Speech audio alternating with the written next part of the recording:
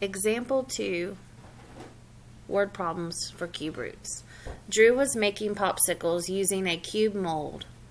How much Kool-Aid will he use if the bottom of the cube measures 9 inches squared?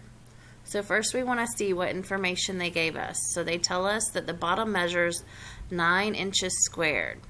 Well, what does that mean? Well, notice that the units are in inches squared, so always that means area. So area equals 9 inches squared. So I'm going to draw a little popsicle mold as a cube here. It's not the best cube.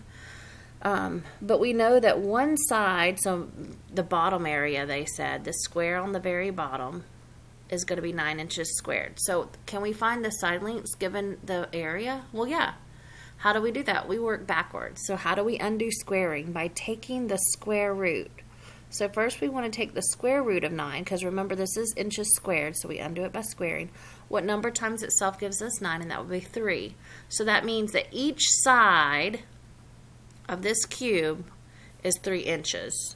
Okay, so when we undo it, remember that always gives us side length. And if you need it on your notes, make a little note of that. It gives you the side length. All right, so now we are ready to find if he uses the bottom, how much Kool-Aid. So how much Kool-Aid? Well, that's asking how much Kool-Aid means how much is this going to hold? And when you're finding how much something holds, you're looking for the volume. Remember, that's length times width times height. So we know those measurements now. So we're going to say, what is 3 times 3 times 3? Or the same thing as what is 3 cubed? And we know that one. It's one of the ones that we're memorizing. 3 times 3 times 3 is 27. And the units is inches cubed, because volume is always cubed. It's 3-dimensional. We multiply 3 numbers together to get it. And then we want to write our answer in words. So Drew needs 27 cubic inches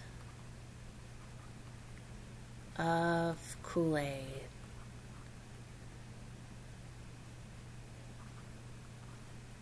To fill the mold.